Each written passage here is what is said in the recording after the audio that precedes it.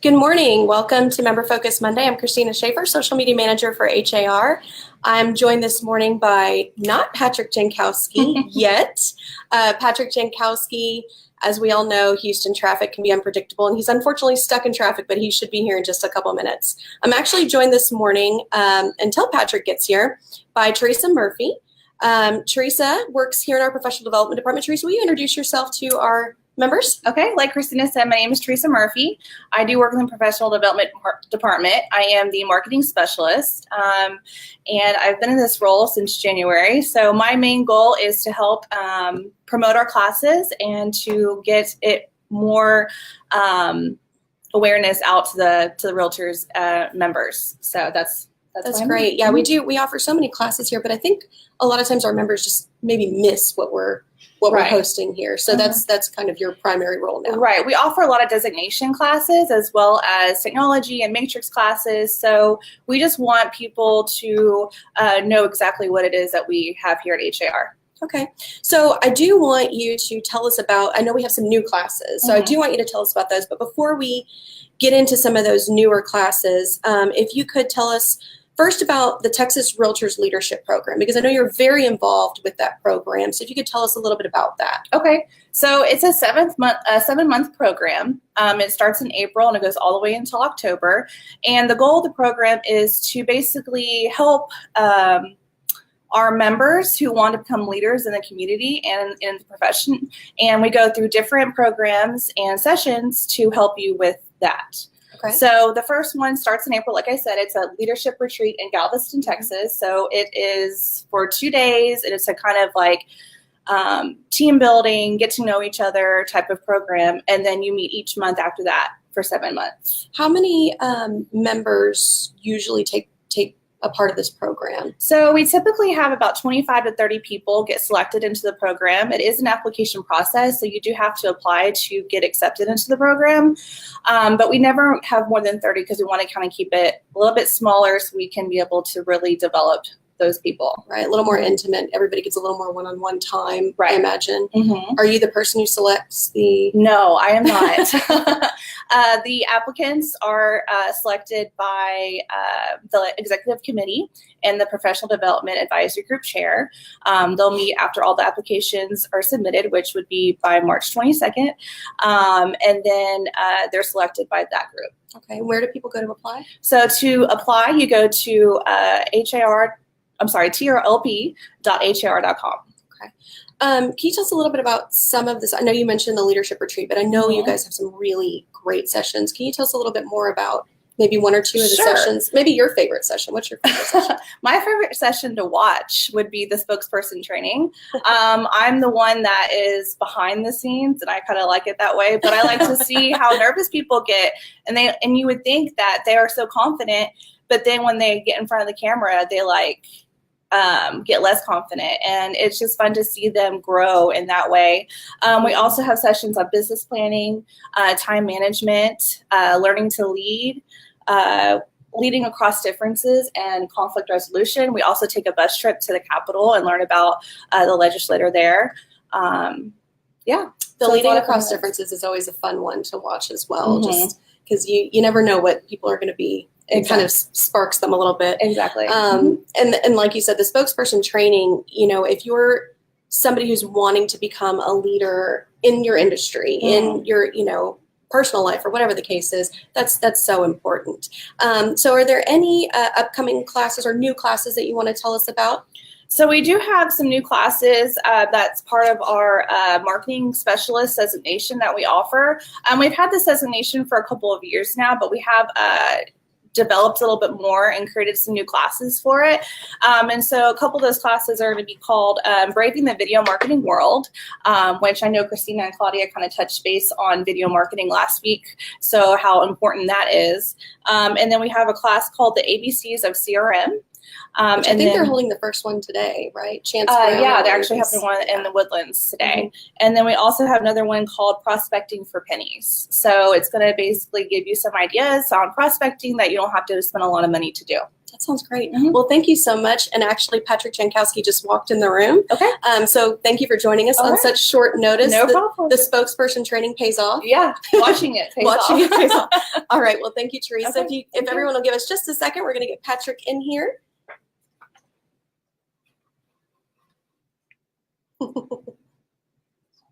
And again, somebody did ask for the link to the leadership program. It's trlp.har.com.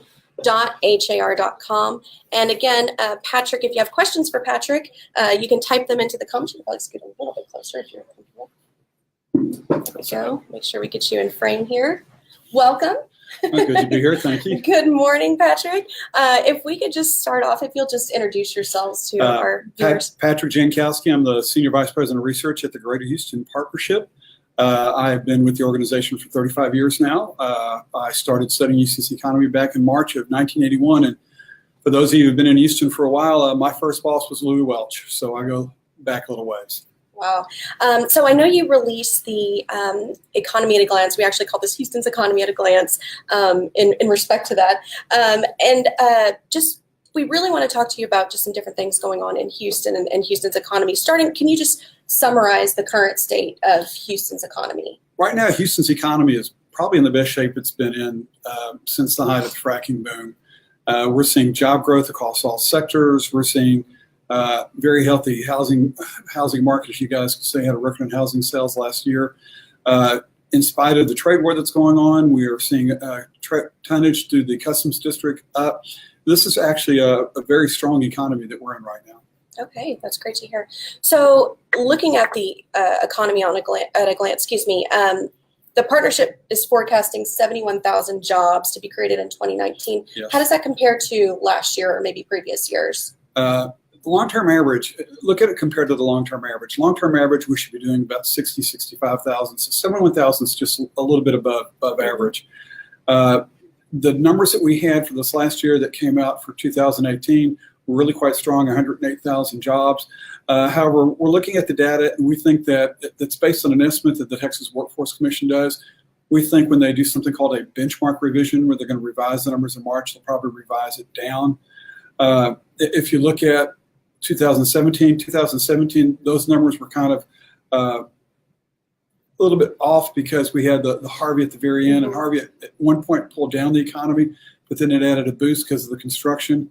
But if you look at it over the long term, I mean, that's what's important. We're growing just a little bit above normal trends. This is economy right now, in spite of what you may hear, in spite of what you may read, is actually a very healthy economy for Houston right now. That's really good to hear. What sectors do you forecast the most growth? Well, the traditionally old standby is healthcare. We're going to see over 9,000, perhaps 10,000 jobs added in healthcare. Healthcare is driven by a couple of things. For one thing, it's driven by population growth. When you have more population moving into the area, one of the things you're going to have to find is a new doctor, a new dentist, a new clinic. It's also driven by just the natural increase. Every year we have about 100,000 babies born. Mm-hmm. And so you can think of at the early stage of life, you're going to all those well baby visits. And we have an aging population. We have, on a typical year, we might have 20 or 30,000 people enter that age cohort above 65. Mm-hmm. And one of the times you need a lot of health care is as you grow old. And so healthcare is one area that pretty consistently performs, adds 9,000 to 10,000 jobs a year, except the year before when there was all the uncertainty over what's going to happen with the Affordable Care Act. And a lot of companies, a lot of hospitals put their hiring on hold. Another sector we're seeing real strong growth in is construction. Construction numbers that we're looking at, we're actually about $3 billion ahead of where we were in construction contracts last year, and that's actually through November. We're doing very well with construction. Another area, there's a sector called administrative services. That's contract workers, that's back office work, so forth. That's doing well. And then manufacturing is actually starting to pick up again. With the growth that we saw in the rig count, with the pickup in the oil and gas industry, you're seeing more demand for oil field equipment and the consumables and everything that goes into drilling an oil well. Okay. I've seen a lot about growth in information technology. Would you agree just nationally that's true, but what about locally? Oh gosh, everything's going digital. and that's the new thing going on with the oil and gas industry. People tend to think Houston as being they tend to think of the oil and gas industry as being a very blue collar industry. It's not anymore. It's very high tech. And there's not been a lot of hiring going on in the oil and gas industry, but the hiring that we see is in the digital areas. It's the areas of they gather all this data when they drill a well, they gather all this data when they're moving the oil through the pipeline, they gather all this data when they're refining it. They're trying to get a better understanding of what's going on. So we're definitely seeing an increase in the need for digital analytics, digital scientists, and so forth. And it's not just oil and gas. You can see it in healthcare. You can see it in construction. When you say IT, tech, that's the way of the future. I've heard a lot of talk that we're overdue for a recession.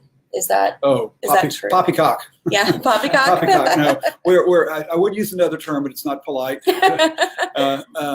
We are not overdue for a recession. Janet Yellen, the former Fed chair, she was asked that same question by a reporter a while back, and she came out and said that expansions don't die of old age. This expansion still has some strong legs underneath it. The concern is about the government shutdown. It looks like that's been set aside, at least temporarily, and about this ongoing dispute with China and the rising interest rates. But if you look at all the other fundamentals, if you look at, in December, the nation created 312,000 jobs, absolutely phenomenal number of jobs that were created. Yeah. If you look at mortgage delinquencies are at the lowest point they've been since the end of the Great Recession.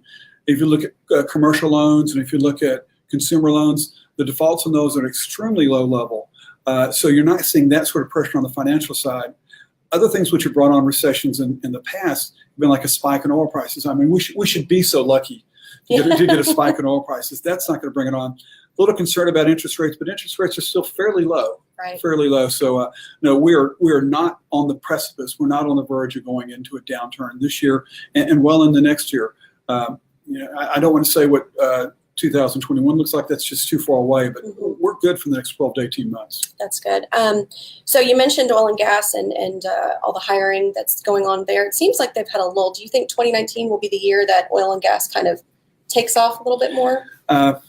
Be honest, not really. The oil and gas industry has gotten very good at finding oil and gas, and they're doing it without hiring a lot of people. Mm-hmm. If you look at where we were in 2014 to 2015, we were producing 9.5 million barrels of oil a day in the U.S. Now we're producing about 11.5 million barrels. And we're doing that in Houston with about 60,000 fewer people in the industry. The industry's found a way to grow production without growing employment. There will be some hiring, like I said, in the digital areas, but I hate to say this, we may never get back to the level that we were in 2014 for employment. It's a mature industry. The industry's gotten to where it knows how to employ technology and work smarter. Mm-hmm. It's the same you've seen with automobile manufacturing, same as with agriculture, same as with manufacturing in general. It's just part of the normal industrial development cycle. So the growth that we're going to see is going to have to come from other areas. Okay.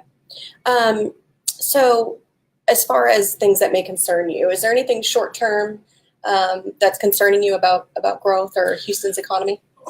One of the things that bothers me is all the talk of a downturn.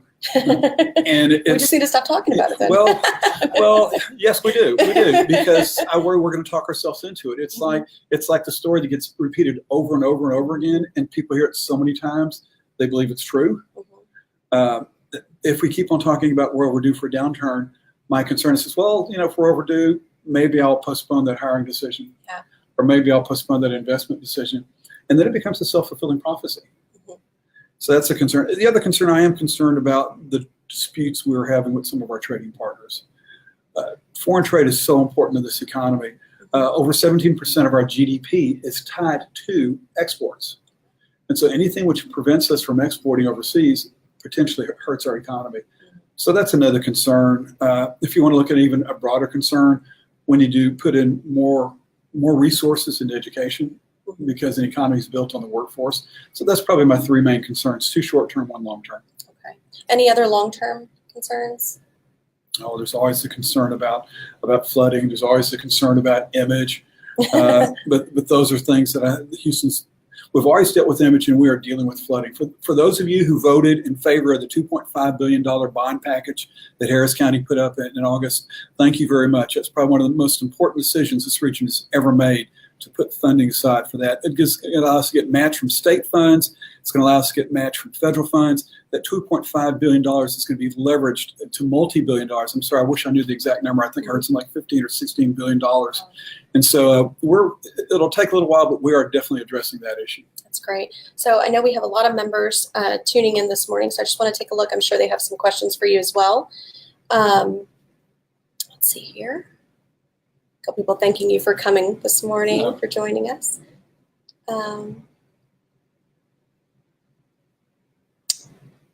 So is there any word, excuse me, Stacy's asking, is there any word on tech companies moving into our area? Yes, I can't give you specific names. We have a number of projects in the pipeline that we're working on. Probably the biggest and what people don't realize, we might have anywhere from 100 to 125 companies in the pipeline at the partnership that we're working.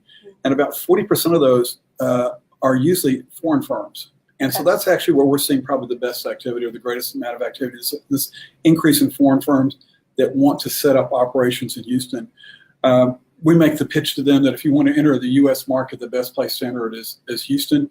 And if you're in Houston, it's also easy to serve the Latin American markets as well. Yeah. So that's probably where we're seeing the most activity. When we did not make the bid for Amazon, that was a wake-up call. Yeah. We actually have a very active tech recruitment committee at the partnership. We're looking to bring some more companies like that here, but it's a little bit of a struggle because, for one, they don't see Houston as a tech town, although anybody who's in the oil and gas industry knows the amount of technology involved in it. And the other is, we do have just a little bit of an image problem. Right? I guess probably one of the biggest concerns is we still need to be graduating more people from the local universities with tech degrees and digital degrees, and other places like, obviously, Austin does a real good job with that. People stay there. We need some of those people to move here. And we need to do more in growing that part of our labor force, the digital aspect of it. Okay. So Genevieve's asking, kind of goes along with what we're saying, of the population moving to Texas, where do you see the majority of people coming from? Historically, they come from the large states. It's logical they have the most population, but they come from California, they come from New York, they come from Illinois, and they come from Louisiana. The other, New York, Chicago, Illinois, are kind of logical. They're in very high tax states with somewhat struggling economies for the most part. Get a lot of people from Louisiana because it's just part of the oil and gas industry. People tend to move back and forth. If you want to see where the most people come from Houston, they actually come from other parts of Texas. They may come from the rural parts, and they may be coming from Austin or Dallas or San Antonio. There's a lot of movement in Texas among the various metro areas. So Stephen has a comment here, if you want to comment on it. The new IRS tax rules limiting the deduction of state income should be a big boost to moving people to Texas. It'll make it more affordable when they get here. They'll have a pleasant surprise. Most people, when they move to the state or they move to Houston, they're moving for a number of different reasons. The number one is jobs. They want to come here because they can find a job, because they don't have a job or they've been offered a job. The other is a lot of them come here because their company has relocated them. You get some that come here because, frankly, if you're in Chicago right now or on the Northeast, some people get tired of the winters. Some people come here because they realize it's an easier place to start a business, to build a business. They don't necessarily come because they say, oh, I know if I move there, my housing will be more affordable. That's kind of, I hate to say it, it's a benefit. It makes it easier for people to accept a relocation decision. But their primary motivation is usually economic, job, or family. Okay, that makes sense. So Shaheen said, can you chat about the esports / tech firms growth in downtown Houston? I wish I could, but I'm not real versed on them. Okay. It would be a disservice for me to try to provide information when I haven't studied it enough. All right. What areas of Houston are you predicting the highest growth? So you want to know where to sell your houses? Yeah. Well, obviously, we keep on saying the center of gravity for Houston keeps on shifting west. Now, when I first started working at the partnership, Houston ended at Highway 6. And now it seems like Houston ends at the Brazos River.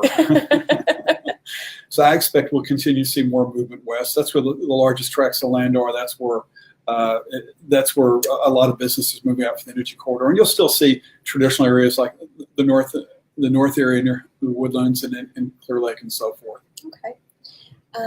How do you see Edo's role in the growth of downtown Houston expansion and experience? Shaheen's also asking that. Oh, it's great. Anything which improves the quality of life, anything which gives you more options, whether it's a dining option or entertainment option. One of the best things, thank you, Mayor White, for Discovery Green, for putting that together. It's made a huge difference in the quality of life downtown in Edo. It'll only continue to, the more clubs we can get in Edo, the more vibe that you can get there, the more it'll help with the townhomes, the houses, and so forth that are being built there, and the living downtown. Absolutely.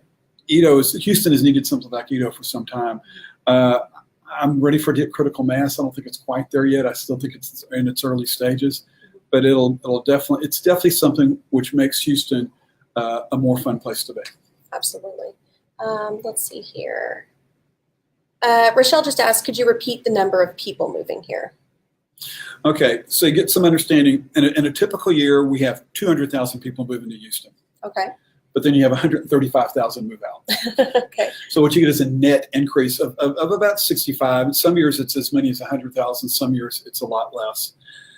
If you want to look at the states they come from California, they come from Illinois, they come from New York, Louisiana, some from Florida. The other thing that people don't realize is we have a significant, what we refer to as international migration. This is someone who simply had an address overseas, who lived overseas, who've moved to Houston. Real common for an oil and gas firm or an engineering firm to bring someone in from England or France or Germany or Japan, something like that, for a tour duty here. You get expat workers who have done their tour and have decided that of all the places they've lived, they liked Houston the best, and so they want to live here. You get ex-military that have been relocated here. You get H-1B visas. You get student visas. You get refugees. You get legal immigration, and you get illegal immigration. Mm-hmm. That's another significant amount. That's anywhere. It's interesting, if you look at the international migration over the last 20 years, we've never had negative international migration. It's always been anywhere. I think at the low point, only 25,000 people move here. At a high point, maybe 45,000. So that 65,000 net, part of that is that international migration. We have had years where domestic migration has been negative, where more people leave Houston for somewhere else in the U.S. Mm-hmm. than come from somewhere else in the U.S. to Houston. You can think about people primarily domestically move for jobs, and if Houston's not creating the jobs, they're not going to move here. And that was the situation in 15 or 16. Or, and this is, if you want to know one of my concerns, if every other metropolitan area is doing very well, there's no pressure on them to leave their home to come to Houston, to make Houston their new home. There are, I'm trying to think of it. I need to remember the exact number. It's like 104 metropolitan areas in the U.S. right now have an unemployment rate below 3%. So those job markets are obviously really strong. So those people don't feel a need to leave to find work. When we had the situation where Houston's unemployment rate was below 4% and everyone else's is above 7%, that's when we see all the influx of people. And so that gets back to one of the things we need to do a better job of is training the local workforce, getting them the digital skills, and get those who are already here skilled up so they can help us grow the economy. Very good. Stacy actually asked, what other industries is Houston requesting? Are you talking about what industries we're trying to recruit? Yes. Well, obviously we're working on digital. Mm-hmm. Obviously we're working on anyone who's international, working very heavily with transportation and logistics. And we're looking for not biomed, but we're looking at health sciences as a natural extension of the Texas Medical Center. And it's kind of a broader term called advanced manufacturing, any sort of manufacturing which is high value add, which is very capital intensive, which takes a very high skill set. Okay. So. Let's see. And I should say, we've done real well with petrochemicals. And what's really nice about the petrochemicals, it's a very large capital investment. And when you invest $1 billion building a plant, that plant is here forever. Mm-hmm. Literally, it's here forever. There's very, very little doubt that they're going to ever disassemble that plant and move it overseas. And so the employment in the plant itself might not be very, very high, but all the support activities it takes to maintain it and keep on running tend to be very high. Okay. Let's see here. Can you, Miles said, can you comment on the multifamily rental market? Is it softening? I'm not sure if you. The multifamily rental, are you talking about apartments? Sat on the panel last Tuesday with a number of people from the apartment, Stacy Hunt, Rick Campo, a couple others, and it's different around town. The multifamily market downtown is still fairly soft. You can still get as much as, in some places, 3 months concessions, which is pretty significant. It's stronger out in the suburbs. It's stronger in the A and the garden type, the low rise, the 2 and 3 story out there. What's good is we've finally started to pull back somewhat on construction. We had those horrible years of 15 and 16 where we're adding close to 20,000 units to the market. We didn't need those. What we really need those, we need to see stronger job growth. Our forecast 71,000. Let's make that rounded up to 72. There's a rule of thumb out there that for every 6 jobs you can create, you can absorb 1 apartment unit. So that means we might be able to create about 12,000 apartment units. Might be able to absorb about 12,000 apartment units. We still need to absorb some of the overbuilding from 15 and 16. So the market is soft, but it's not as soft as it was 2 years ago because we are having population growth is resuming and job growth is resuming. Good. Let's see here. Delisa asked, why do most people move out of Houston? I'm sure there's various reasons, but well, you asked me to speculate. I haven't done a survey on it. Well, they move out of Houston for the same reason they moved to Houston. It's usually a job offer. It could be that their company's decided that they're going to open up a plant in California. I know they're not going to open a plant in California. They're going to open up a plant in Arizona or something. So people are often relocated. They follow their job, or they could be following a spouse, or it could be that they want to live closer to family. It's usually one of those reasons. They don't move to another place just because they want to pay more for housing.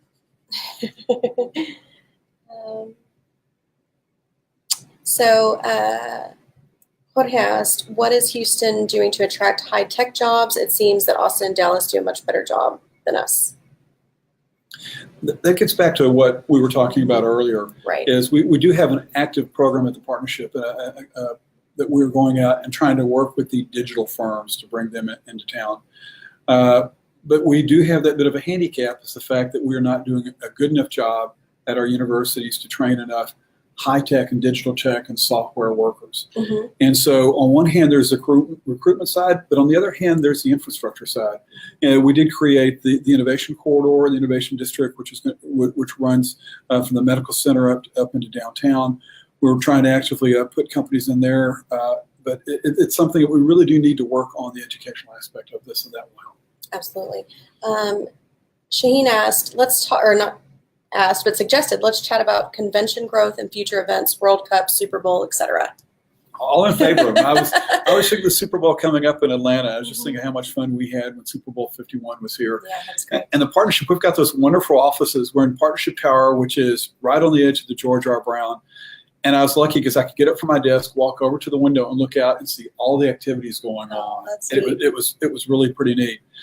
What's nice about that is you bring people to Houston who wouldn't normally come here. You get people who they wouldn't come maybe on a vacation, but they would come for a convention or they come from a sporting event. And when they get here, and it's what we find at the partnerships, once someone has been to Houston, once someone's visited, they realize this really is a nice place. I mean, look at the weather today and look at what's going on in the Northeast. They look and they see how friendly people are. They realize how easy it is to do business here. So, Houston First is working, and Convention Visitors Bureau is working very actively to bring companies, conventions, and people to Houston.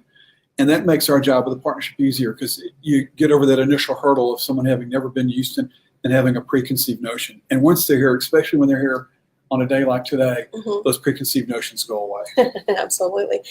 Kathy just said, can you talk more about the Innovation District? Oh, gosh, I wish I could. I may get in trouble for not being able to talk more about it. It's Innovation District. It's something that we started developing during the Amazon bid. It involves Rice University, it involves U of H. It involves the Houston's Tech Anchor Committee at the partnership. We're working on trying to, Rice University is taking the old Sears building and converting it into a tech center. We're trying to work with universities on trying to get their digital training, their educational programs up. It's something that we're not quite there yet, but we're getting there. It's something which needed to take place. Right now, I hate to say it, so I'm drawing a blank on Monday morning. That's okay. That's okay. So, Miles just asked, could you comment on the plans for the rail system expansion? I could if I'd studied it, but I haven't studied it yet. Okay. My specialty is economics and demographics. I read and know an awful lot about what's going on in Houston, but I know that Metro has done that. Anything which gets people off the freeways is good. Anything which makes neighborhoods more accessible, anything which will draw development to the rail line is good. But as far as the specifics of the plan, I'm not versed on. Okay, that's all right. Let's see here. So feedback on necessity for workforce housing to service downtown Houston. How can we encourage more workforce housing development, and is it a good idea for growth? Okay, yeah, of course, of course, housing development is good. How do we encourage workforce housing development downtown? Well, part of it is right now, when you consider that you can get as much as 3 months free rent in some of these units, that makes it a lot more affordable. The issue is when you talk about affordability, it starts with the land. Land downtown is getting more pricey. That's the reason why you can only put a high-rise on it, like Hines is putting a high-rise on it. You may be getting to the issue of to where you want to shorten commute times because it's harder to bring workers into downtown when they have a long commute, like I had this morning. And I'm speaking for Patrick. I'm not speaking for the partnership. Sure. I don't think we should subsidize housing downtown. We shouldn't subsidize rent, but there are incentives that we can offer to developers to make it easier for them. We've done that in the past. It's the reason why we're having some of that going on right now. Other things you can do to make it easier for workers to get downtown is have more flexible scheduling. You can have some work from home, carpooling, all sorts of sort of things. It's not simply we need to provide low-cost rents downtown. You open up a whole different can of worms. You create all sorts of disequilibriums in the market if you ever try to subsidize rent, as what goes on in New York. The best thing to do is maybe offer the developers something up front to make it more affordable, but it really comes down to the cost of land. You don't have to have the housing in downtown. You could have it on the fringe of downtown, like in Edo, unlike in some of the other neighborhoods.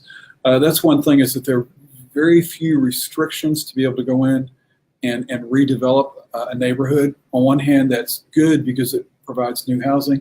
On the other hand, there's the negativity associated with gentrification, where people who've always lived in the neighborhood find they can no longer afford to live in the neighborhood because of the cost of housing has gone up. Yeah. So yes, we need more affordable housing, but subsidizing rents, if that's what the individual is getting to, is not the way to do it. There are other ways to handle that. Okay. Let's see. I think we have maybe one more question here. Can you comment on? Can you comment on any plans for better public transportation from the suburbs to uptown, midtown, downtown? Whoops. Traffic is a huge issue, and of course, will only get worse. Okay. Uptown, midtown, you need to talk to someone in the uptown district about that. It's interesting that so many of your questions that came up related specifically to mobility. Yes, mobility is an issue in Houston, but mobility is an issue for any major metropolitan area. And I remember when my kids were young and they would make a comment about traffic, and I'd say, you realize these people are all going to their jobs.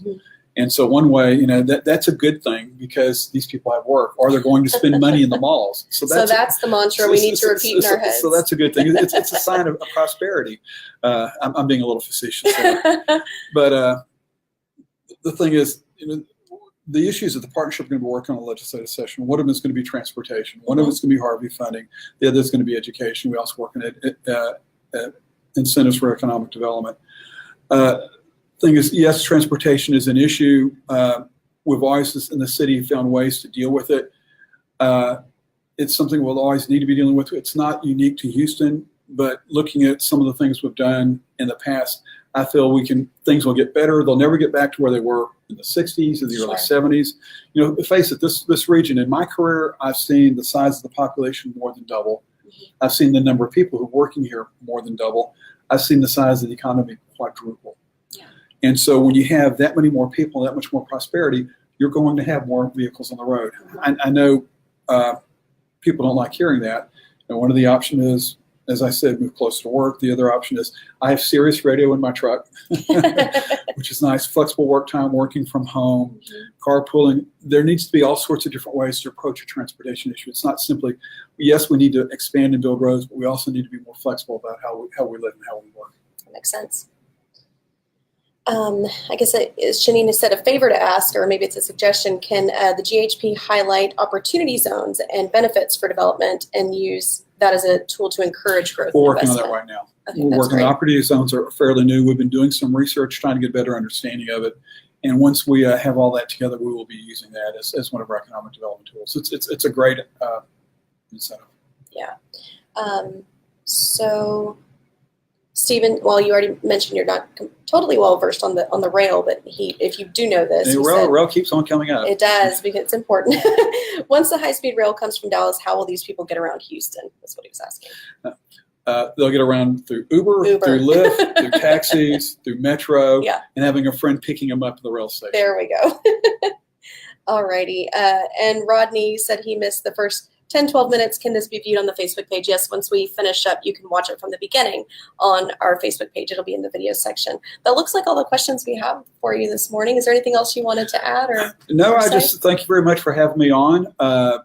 There are a couple takeaways from this. For one thing, Houston's economy is in the best shape it's been in since the height of the fracking boom. The other is we're not overdue for a U.S. downturn. And the other is everybody should keep the faith. Houston's a great place to live, work, and build a business. And, we have some problems, but we don't put bury our head in the sand. We always deal with them. We're dealing with transportation. We're dealing with education. We're dealing with floods. We've had those issues. We've always had them. We've always dealt with them. We've always made improvement on them. And the region continues to grow. I see nothing in either the short term or the long term to prevent this city from continuing to grow and prosper. Well, that's really great news to hear. And like you said, we all need to spread the positivity, right? Yes. At the next time you have a conversation, if someone says something about the pretending downturn, say, hey, what about those Astros? There we go. All right. Well, thank you again so much for joining us. Well, that's it for this morning. We'll see you back next week, Monday at 9 a.m. for another Member Focus Monday. Have a great week. Bye-bye.